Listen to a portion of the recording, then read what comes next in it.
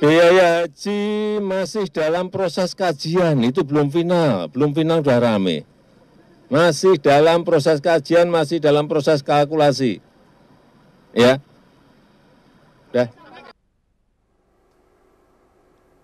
Baik, terima kasih Anda masih bersama kami. Kalau tadi Kepala Negara Presiden Joko Widodo mengungkapkan masih belum final, masih dikaji begitu terkait dengan kalkulasi di balik tata kelola dana haji ini, karena memang kita tentunya berharap yang terbaik agar ada win-win solution begitu antara pemerintah dalam hal ini dan juga jamaah yang nanti akan berangkat begitu.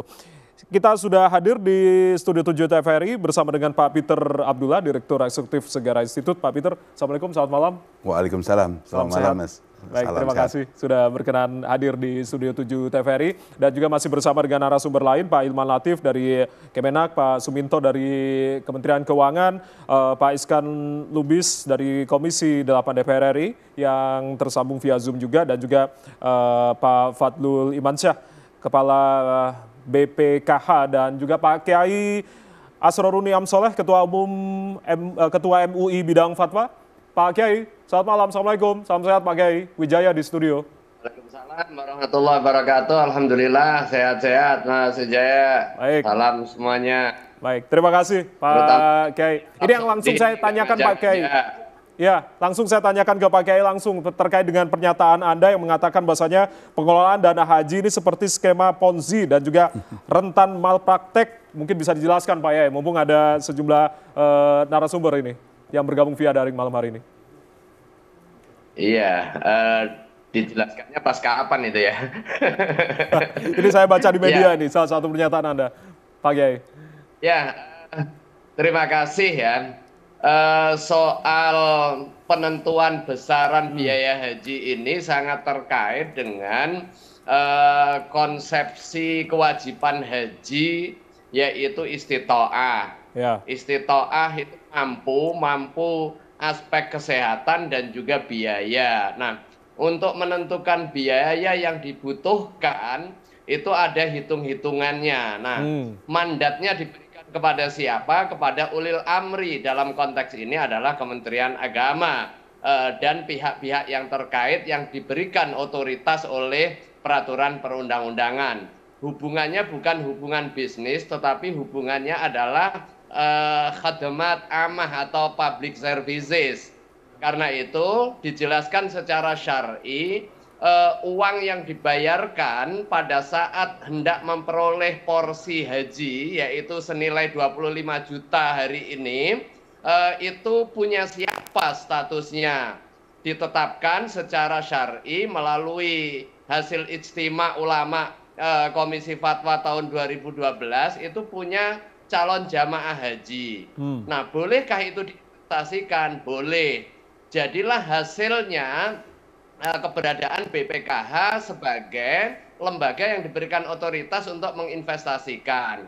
Hasilnya itu dikenal sebagai nilai manfaat. Maka pada hakikatnya nilai manfaat itu adalah hasil investasi yang basisnya adalah personal kepada calon jamaah haji yang memiliki dana sejumlah 25 juta sambil dia menunggu untuk kepentingan pemastian berapa jumlah yang harus dia bayarkan. Nah, jadi sekalipun kalau istilah Ponzi itu kan menggerus pokok, ini belum menggerus pokok, tetapi sudah menggerus nilai manfaat dari calon jamaah haji yang lain. Dan ini juga diakui sebenarnya oleh teman-teman BPKH. Maka kemudian ada perbaikan tata kelola. Dengan cara apa? Dengan cara membentuk virtual account bagi masing-masing calon jamaah haji. Sehingga nilai pokok atau uang yang disetorkan 25 juta itu kemudian dikembangkan, diinvestasikan. Nilai hasil investasi itu secara real time akan diketahui untuk masing-masing calon jamaah. Karena masuk ke virtual account-nya. Oke. Kalau ini sistem sudah jalan, sebenarnya nggak begitu jadi isu. Begitu ditetapkan berapa biayanya, ya sudah tinggal nambah atau kurang dari hasil nilai manfaat, ya? 25 juta yang dikembangkan itu, plus 25 jutanya. Baik. Misalnya tahun tertentu biayanya 50 juta. Sementara uang yang disetorkan awal 25 juta ditambah nilai investasinya, nilai manfaat tadi 20, berarti dia tinggal nambah 5 juta. Atau 5 jutanya disubsidi oleh APBN misalnya. Kan nggak ada salahnya. Cuma sekarang dibilang subsidi, subsidinya bukan dari uang yang memang negara punya otoritas, karena itu uangnya salah satunya adalah punya calon jamaah yang belum berangkat waktu itu. Di situ menimbulkan problem yang jika itu dibiarkan kondisi secara faktual seperti ini terus berlanjut, berdampak kepada potensi malpraktek tadi. Oke, saya akan minta tanggapan Pak Suminto. Pak Suminto, apa yang tadi sudah diungkapkan oleh Pak Asrorun Niam, jangan sampai ini dibiarkan berlarut begitu, akan terjadi malpraktik dan terus menggerus nilai manfaat dari calon jamaah haji lain yang belum berangkat begitu. Pak Suminto, tanggapan Anda? Ya, bismillahirrahmanirrahim. Yang pertama, untuk penetapan biaya penyelenggaraan ibadah haji atau BPIH sesuai dengan tugas dan fungsi, pembahasan dan penetapannya dilakukan oleh Kementerian Agama. Tentunya melibatkan BPKH dan DPR RI dalam hal ini Komisi 8 DPR RI. Kementerian Keuangan sendiri tidak ikut terlibat di dalam pembahasan dan penetapan biaya penyelenggaraan ibadah haji. Itu yang pertama. Yang kedua, namun demikian tentu pemerintah dalam hal ini Kementerian Keuangan terus mendukung penyelenggaraan ibadah haji yang baik, yang efisien, yang efektif, termasuk dalam memberikan assurance kenyamanan bagi jamaah haji kita. Sehingga berbagai bentuk dukungan terus dilakukan oleh pemerintah. Misalnya dari sisi infrastruktur haji kita terus memperbaiki, membangun embarkasi haji, asrama haji, kemudian juga tempat-tempat manasik haji termasuk KUA dan seterusnya. Demikian juga dari sisi penyelenggaraan haji, pemerintah juga mendukung dari sisi pelaksanaan layanan haji baik di dalam negeri maupun di luar negeri, termasuk kesehatan haji. Yang ketiga, tentunya kita memahami bahwa terkait penyelenggaraan ibadah haji ini ada hal yang sangat penting terkait dengan pengelolaan keuangan haji yang dalam hal ini dikelola oleh BPKH. Tentu tadi baik dari Pak Hilman, Pak Fadlul maupun Kiai Niam dan juga tadi Pak Iskan sampaikan mengenai pentingnya pengelolaan keuangan haji ini dengan baik, dengan produktif, dengan optimal. Tentu BPKH sesuai dengan peraturan perundangan diberikan mandat untuk mengelola keuangan haji ini. Kalau kita berbicara pengelolaan keuangan haji, tentu berbicara dari perencanaan, pelaksanaan, pertanggungjawaban hingga pengawasan dan pelaporan. Tentu dalam hal ini tentu kita semuanya mengharapkan pengelolaan yang baik, yang produktif, yang optimal yang tadi Pak Fadlul selaku Ketua Badan Pelaksana BPKH juga sudah sampaikan. Bagaimana BPKH dapat melakukan penempatan maupun investasi dari dana haji atau keuangan haji yang dikelola dengan baik.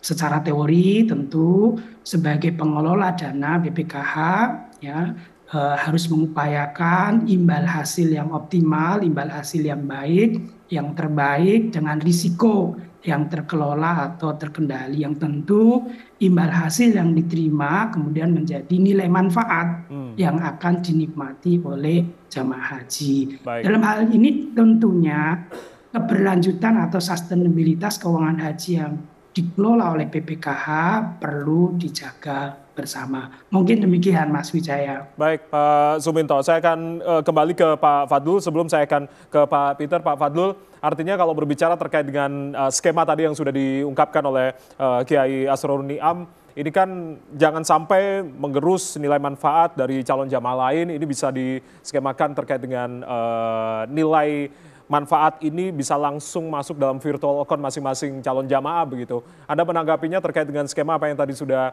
disarankan, Pak Fadlul? Ya, memang sampai saat ini kita sudah membentuk virtual account per calon jemaah haji ya. Jadi artinya setiap nilai manfaat yang dihasilkan oleh pengelolaan keuangan haji di BPKH sudah didistribusikan setiap tahun secara rutin kepada calon jemaah haji. Nah, mungkin yang menjadi pertanyaan adalah apakah distribusi ini kemudian sudah mencukupi untuk keberangkatan calon jemaah haji pada tahun berjalan.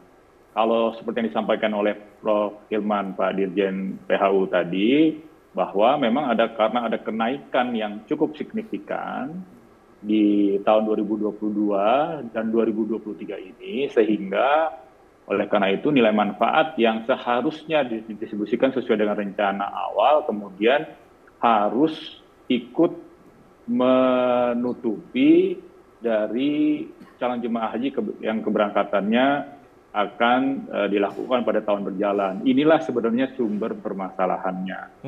Jadi apa yang diusulkan dari Kementerian Agama bersama dengan BPKH sebenarnya adalah untuk melindungi calon jemaah haji tumbuh yang nilainya, yang total jumlahnya 5,2 juta orang di seluruh Indonesia.